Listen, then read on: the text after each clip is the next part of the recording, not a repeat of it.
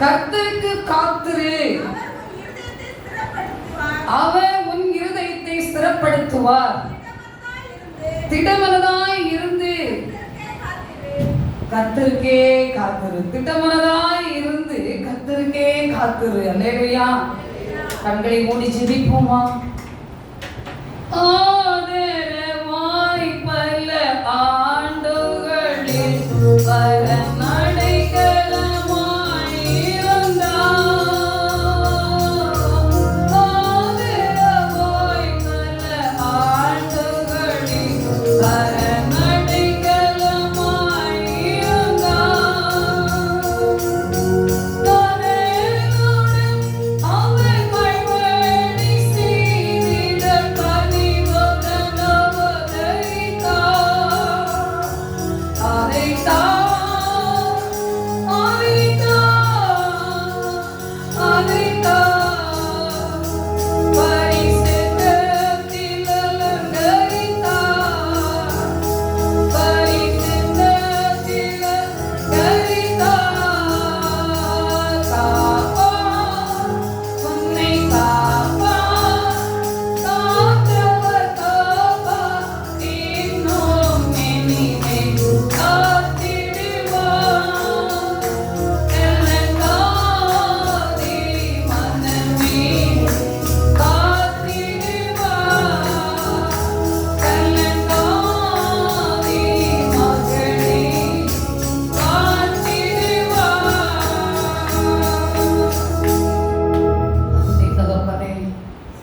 ஆண்டாண்டு காலமாக எங்களை ஆதரித்து நடந்து இதுவரை காப்பாற்றி நடத்துகிற எல்லா நன்மைகளுக்கு ஆட்சி. திடமனதாக இருந்து கர்த்தருக்கே காத்திருந்து சொன்னீங்க தகப்பனே. அந்த வசனத்தின்படி நீங்களோடு இன்னும் பேசும். நாங்கள் கேட்கணும். ஆத்மா ரட்சிப்படையட்டும், ஆத்மா விடுதலை பெறட்டும், ஆத்மா சாட்சி சொல்லட்டும், இயேசு நாமம் மகிமைப்படட்டும். மேய்ப்பர் பாதம் கெஞ்சி கேட்கிறோம் நல்ல பிதாவே, ஆமென். இன்னொரு முறை வாசிப்போம். கர்த்தருக்கு காத்திரு, அவர் உன் இருதயத்தை ஸ்திரப்படுத்துவார். திடமனதாய் இருந்து கர்த்தருக்கே காத்திரு. எல்லாருக்கும் நம்ம காத்திருக்கிறோம், உண்மைதான். பாடுகள் நெருக்கங்கள் வரும்போது நமக்கு ஒரு திடம் என்ன செய்யவில்லை, வரவில்லை. அந்த திடம் வராது இருக்கிறதுனால கர்த்தர் சொல்கிறார், மீண்டும் நீ திடமனதாய் இருந்து கர்த்தருக்கே காத்திரு. அல்லேலூயா. நம்ம திடனை இழந்து விடுகிறோம். பலவீனம் வரும்போது, சோர்வு வரும்போது, கஷ்டம் வரும்போது, சில பாடுகள் வரும்போது திடனை என்ன செய்வோம், அந்த கலக்கத்திலே பாரத்துல விட்டு விடுவோம். அது ஆண்டவர் மீண்டும் சொல்கிறார், நீ திடமனதாய் இருந்து கர்த்தருக்கே காத்திரு. அல்லேலூயா. ஏசாயா 33 இரண்டாம் வசனத்தை வாசிப்போம். ஏசாயா 33 இரண்டாம் வசனத்தை வாசிப்போம். கர்த்தாவே எங்களுக்கு இரங்கும், கர்த்தாவே எங்களுக்கு இரங்கும், உமக்கு காத்திருக்கிறோம். தேவரீர் காலையில் அவர்கள் புயம், இக்கட்டு காலத்தில் எங்கள் ரட்சிப்புமாயிரும். அல்லேலூயா. இக்கட்டு காலத்திலே உங்களுக்கு இருக்கிற ரட்சிப்பாய் இருக்கிறார், ரட்சிப்பாய் இருக்கிறார். அப்ப கர்த்தாவே நீர் எங்களுக்கு இறங்கும். திட்டனாய் இருந்து தேவ சமூகத்திலே இயேசுவே எங்களுக்கு இறங்கும், எங்களுக்கு இறங்கும் என்று சொல்லி கேட்க வேண்டியது உங்களுடைய என்னுடைய கடமை. அல்லேலூயா. கேட்கும் போது இறங்கும், உமக்கு நாம் காத்திருக்கிறோம். தேவரே காலையிலே அவர்கள் புயம், இக்கட்டு காலத்திலே எங்கள் ரட்சிப்பும் ஆயிரும். அல்லேலூயா. நன்மை செய்கிறது மாத்திரமல்ல, விடுதலை செய்கிறது மாத்திரமல்ல, மூன்றாவதாய் பார்க்கும்போது நம்மை ரட்சிக்கிறவராய் இருக்கிறார். அல்லேலூயா. அந்த ரட்சிப்பு யாருடையது? கர்த்தருடையது. தினம் தினம் சொல்லணும். அப்ப பாருங்க, காத்திருக்கிறோம். ஜெபமே ஜெயம் ஊழியத்திலே இந்த நாட்களிலே 1996ஆம் ஆண்டிலே ஒரு சிற்று தீப்பிடித்து போய்விட்டது. அதை எப்படி பயன்படுத்தி எப்படி கட்டுவது என்று தெரியாத சூழ்நிலை இருக்கும்போது காத்திருக்கிறோம். அல்லேலூயா.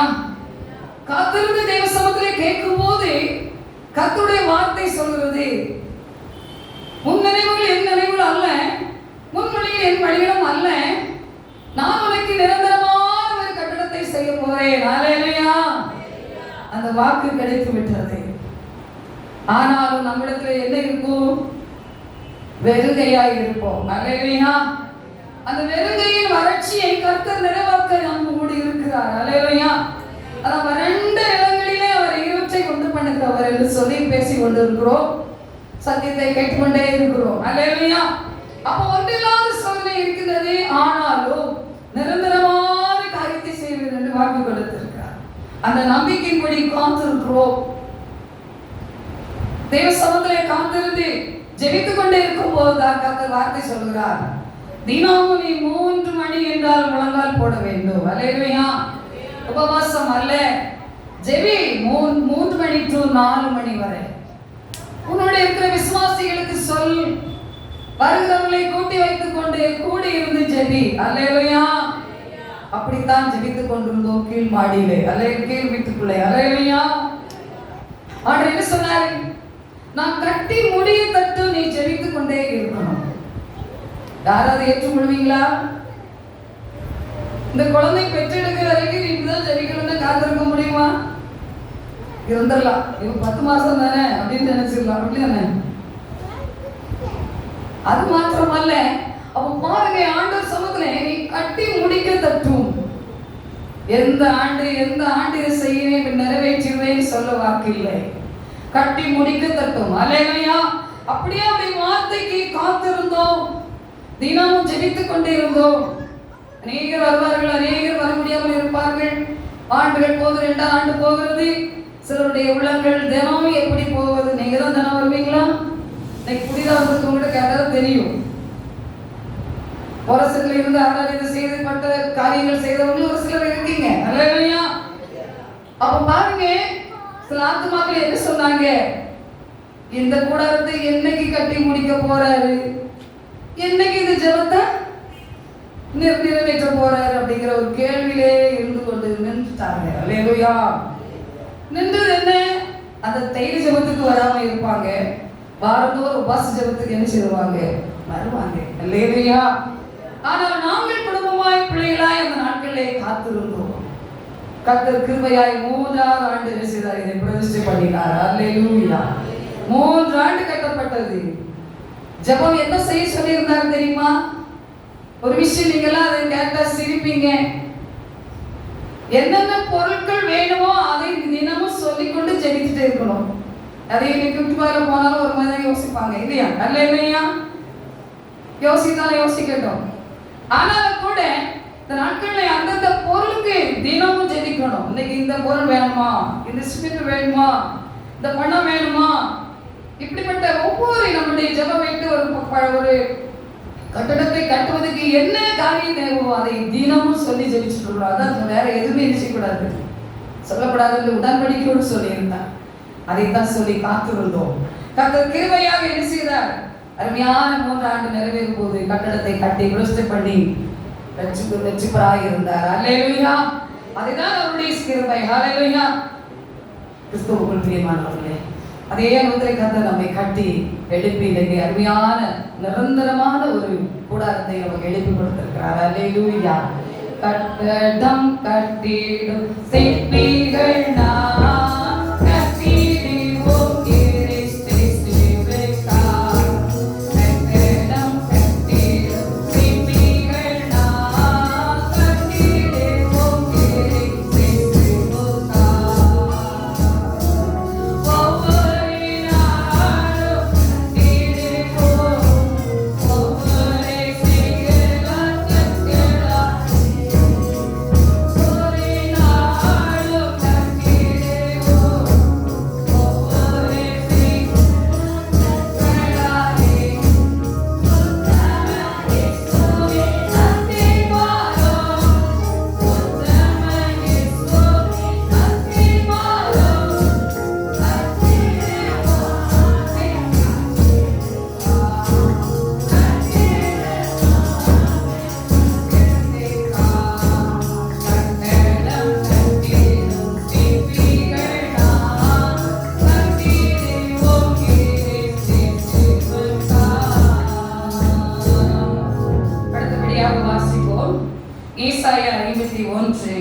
5. ஏசாயா 51:5. என் நீதி சமீபமாய் இருக்கிறது, என் ரட்சிப்பு வெளிப்படும், என் புயங்கள் ஜனங்களை நியாயம் தீர்க்கும், தீவுகள் எனக்கு காத்திருந்தே என் புயத்தின் மேல் நம்பிக்கையா இருக்கும். அல்லேலூயா. என் நீதி என்ன சொல்கிறது? சமீபமாய் இருக்கிறது, என் ரட்சிப்பு வெளிப்படும், என் புயங்கள் ஜனங்களை நியாயம் தீர்க்கும், தீவுகள் எனக்கு காத்திருக்கிறது, என் புயத்தின் மேல் நம்பிக்கையா இருக்கும்.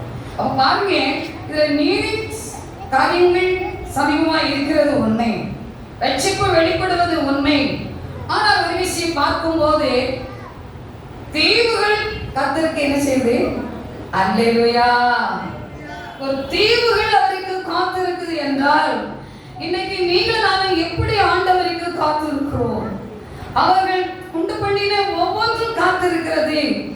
அவர் எதை சொல்லுவாரோ அப்பொழுது அது செய்யும். ஒரு காற்றா இருக்கட்டும், ஒரு மழையா இருக்கட்டும், ஒரு கடலா இருக்கட்டும், ஒரு பூமியா இருக்கட்டும், அந்த காரியங்கள்லாம் அதருது, அலையிடுறது, பொங்குதுன்னு சொன்னால் தேவன் சொல்லாமல் செய்வதில்லை. அல்லேலூயா.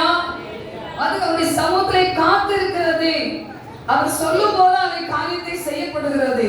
ஒரு தீவுகள் காத்திருக்குது என்றால் கிறிஸ்துவுக்குள் பிரியவர்களே, அந்த காரியத்தை நாம் யோசனை பண்ணி பார்க்கும் போது நீங்கள் நாம் தேவனுக்கு எப்படி காத்திருக்கிறோம், எப்படி ஜெபிக்கிறோம் என்பதை நினைத்து பார்க்க வேண்டும்.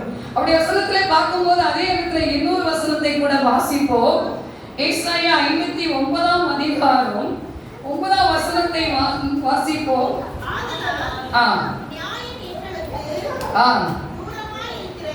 நியாயம் எங்களுக்கு தூரமாய் இருக்கிறது, நீதி எங்களை தொடர்ந்து பிடிக்காது, வெளிச்சத்திற்கு காத்திருந்தோம், இதோ இருள் பிரகாசித்து காத்திருந்தோம், ஆனாலும் அந்த காலத்திலே நடக்கிறோம். அல்லேலூயா. இதை பார்க்கும்போது ஒரு இருள் பார்க்கும்போது என்ன செய்கிறது? வெளிச்சத்துக்கு காத்திருக்கிறோம், அந்த இருள் என்ன செய்து பிரகாசித்து காத்திருக்கிறது, ஆனாலும் அந்த காலத்திலே நடக்கிறது. அல்லேலூயா. அந்த இருளாக கடவுது, வெளிச்சம் உண்டாக கடவுது என்று சொல்லும் போதுதான் அது செயல்படுத்தும். நாம் வாசிக்கிறோம் ஆதிகாமத்திலே உண்டு பண்ணினார், அது சுயத்தின்படி இஷ்டத்தின்படி செய்து விட்டால் நீங்களும் நானும் இந்த உலகத்தில் என்ன செய்ய முடியாது? வாழ முடியுமா? முடியாது. அப்ப பாருங்க, அந்த காரியங்களை பார்க்கும் போது அந்த காரியங்கள், அந்த வெளிச்சம் கூட தேவ சமூகத்தில் என்ன செய்து காத்திருக்கிறது, இருள் காத்திருக்கிறது. அடுத்தபடியாக 11ஆம் வசனத்தை கூட வாசிப்போம். நாங்கள் அனைவரும் கரடிகளை போல உருமி புறாக்களை போல கூவிக்கொண்டு இருக்கிறோம், நியாயத்துக்கு காத்திருந்தோம், அதை காணோம், ரட்சிப்புக்கு காத்திருந்தோம், அது எங்களுக்கு தூரமாயிற்று. ஹல்லேலூயா. ஹல்லேலூயா. அப்ப நாங்கள் அனைவரும் கரடிகளை போல உருமி ஒரு புறாக்களை போல கூவிக்கொண்டு இருக்கிறோம் என்று சொல்லி ஏசாயா தீர்க்கதரிசி வார்த்தை சொல்லப்பட்டார். அப்படிப்பட்ட காரியங்களை சொல்லி இருக்கிற போது சொல்றது, நியாயத்துக்கு காத்திருக்கிறோம். நீதி நியாயமே இல்லை. ஆனால் பார்க்கும்போது ரட்சிப்போ இல்லை. அப்படிதான். அல்லேலூயா. ரட்சிப்பு கர்த்தருடையது. அந்த ரட்சிப்பை பெற்றுக்கொள்ள வேண்டுமானால் தேவ சமூகத்தில் வருவதும் காத்திருப்பதும் ஜெபிப்பதும் நம்மிடத்தில் எப்படி இருக்கிறது? தூரமா இருக்கிறது. அப்ப அந்த நீதி நியாயத்துக்கு வெளிப்படுகிற காரியத்தை பார்க்கிற போது நியாயத்துக்கு காத்திருந்தோம், அதை காணோம். அல்லேலூயா. ஆனால் ரட்சிப்புக்கு காத்திருந்தோம், அது எங்களுக்கு தூரமா இருந்துச்சு. அல்லேலூயா. எனக்கு அநேகர் அப்படிதான் சொல்லிக் கொண்டிருக்கிறோம், தூரமா இருக்கிறது.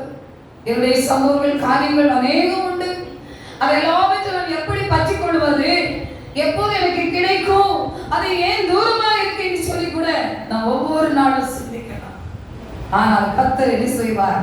நாம் காத்திருக்கும் போது நமக்கு நீதியை கொண்டு வருவார், நியாயத்தை கொண்டு வருவார். அந்த ரட்சிப்பு நம்ம பக்கத்தில் வந்து நம்மை ரட்சித்து நிறுத்துவோம். ஹல்லேலூயா, ஹல்லேலூயா. அவருடைய வசனம் அதுதான் சொல்லப்பட்டு இருக்கிறது. அவருடைய வார்த்தையின்படி பார்க்கும்போது அத்திமரம் தொழில்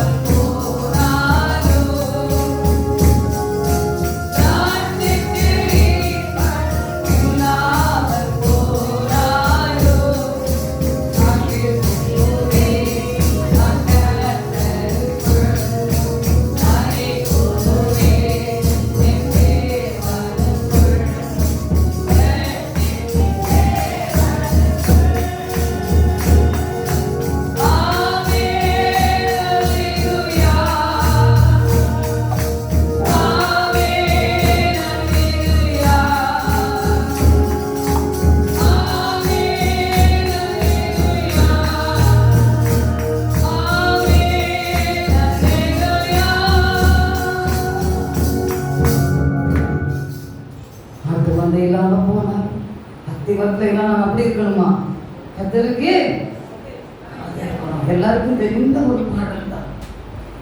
அப்ப அந்த நாட்களே இல்லாமல் தேடி காணாதிருப்பா என்று சொன்னாலும் கூட நாம் தேடிக்கொண்டே இருக்கும் போது கர்த்தர் நிச்சயமா நமக்கு நன்மைகளை செய்து ரட்சிப்பினால் நிரப்பி நம்ம என்ன செய்வார்? நீதியாய் உயர்த்துவார். அல்லேலூயா, அல்லேலூயா. அதே ஏசாயா 60ஆம் அதிகாரம் 9ஆம் வசனத்தை நாம் வாசிப்போம். தீவுகள் எனக்கு காத்திருக்கும்,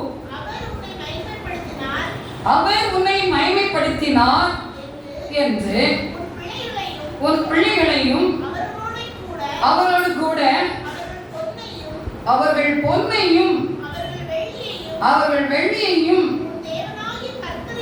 உன் தேவனாகிய கர்த்தரின் நாமத்துக்கென்று இஸ்ரவேலின் பரிசுத்தருக்கென்று தூரத்திலிருந்து கொண்டு வர தர்சீஸ் கப்பல்களும் ஏற்கனவே எனக்கு காத்திருப்போம். அல்லேலூயா, அல்லேலூயா. தீவுகள் காத்திருக்கிறது, அவர் உண்டு பண்ணின கடல்கள் காத்திருக்கிறது, அவர் உண்டு பண்ணின ஒவ்வொரு ஏரிகள் காத்திருக்கிறது என்று சொல்லி பல காரியங்கள் நம்ம எண்ணி பார்க்கலாம். இதை பார்க்கும் போது தர்சீஸ் கப்பல்களை ஏற்கனவே எனக்கு எரிச்சது காத்திருக்கிறது. நம்ம இன்னைக்கு எல்லாவற்றையும் நிறைவாக ஆசீர்வாதம் பெற வேண்டும் என்றுதான் நமக்கு ஆசை. ஆனாலும் கர்த்தருடைய சொல்றார், உன் பிள்ளைகளையும் அவர்களோடு கூட அவர்கள் பொன்னையும் அவர்கள் வெள்ளியும் உன் தேவனாய கர்த்தரின் நாமத்துக்கென்று இஸ்ரவேலின் பரிசுத்தத்துக்கென்று தூரத்தில் கொண்டு வர கப்பல் என்ன செய்யுது? சிரிப்பா இருக்கு இல்லையா? நான் தான் நம்புகிறேன், நமக்கு ஒரு கப்பல் என்ன செய்யுது? காத்திருக்கு, கொண்டு வருவார். அல்லேலூயா. இப்பதான் சிரிப்பு வருது. எல்லாருக்கும் பொண்ணு வருது, வெள்ளி வருதுன்னா சிரிப்பு தான் வருது. அல்லேலூயா, அல்லேலூயா. அப்ப பாருங்க, அப்படிப்பட்ட ஒரு கப்பல் உங்களுக்கு எனக்கு காத்திருக்கிறது. ஒரு பெரிதான ஒரு கப்பல் அப்படி காத்திருந்து தேவ சித்தத்தின்படி செய்து வெளியே கொண்டு வருவது என்றால் நீங்கள் நாம காத்திருந்து எதை பெற்றுக் கொள்கிறோம்? இன்னைக்கு நம்ம தேவாலயத்துக்கு போனா பின்தங்குறோம், அல்லது ஒரு ஆலயம் இருக்கும், இன்னைக்கு போகலாம், நாளை நம்ம ஆலயம் இங்கதான் இருக்கு, நாளைக்கு போகலாம் நினைப்போம். அப்படித்தான் நிறையா அந்த ஆராதனை செய்து பெயர்பட மாட்டோம். ஆனா கர்த்தர் சொல்றார், நீ எப்போது காத்திருக்க வேண்டும். அல்லேலூயா, அல்லேலூயா. அந்த காத்திருப்பின் காரியங்களை நிச்சயமா பெரிய காரியங்களை இன்னொரு வசனத்தை வாசித்து நிறைவேற்றுவோம். சமயம் ஓடி விடுகிறது. அல்லேலூயா. அதே ஏசாயா 64ஆம் அதிகாரம் 4ஆம் வசனத்தை கூட வாசிப்போம். ஏசாயா 64:4.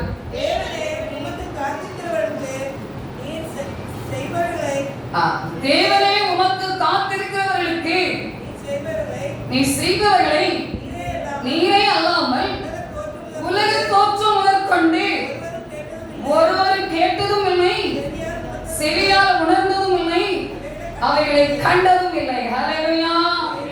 பாருங்க, எவ்வளவு காத்து தேவனை உமக்கு காத்து இருக்கிறவர்களுக்கு நீ செய்வதில்லை. நீரே அல்லாமல் உலக தோற்றம் வேற யாராலும் செய்ய முடியாது, பெற்றுக்கொள்ள முடியாது. யாராலும் உங்களுக்கு எனக்கு கொண்டு செயல்படுத்த முடியாது. அந்த காரியங்கள் உங்களுக்கு கிடைக்க வேண்டுமானால் தேவனே கொண்டு வர வேண்டும். அல்லேலூயா. ஒரு தீவு காத்திருந்து செயல்படுகிறது, ஒரு கப்பல் காத்திருந்து செயல்படுகிறது, ஒரு கடல் காரியங்கள் நினைக்கும் போது காத்திருந்து செயல்படுகிறது. சொன்னால் காற்றா இருந்தாலும் மழையா இருந்தாலும் அனைத்தும் காத்திருக்கிறது. எல்லாம் உருவாக்கி கர்த்தர் வச்சிருக்கிறார். மனுஷன் அதோட உருவாக்கி வச்சிருக்கிறார். அவர் சொன்ன எல்லாவற்றையும் நினைத்து அவர் என்ன செய்யறார்? சந்தோஷப்படுகிறார், பட்டார் என்று வாசிக்கிறோம். இந்த மனுஷனை உருவா பண்ணினதுதான் நான் என்ன செய்கிறேன்?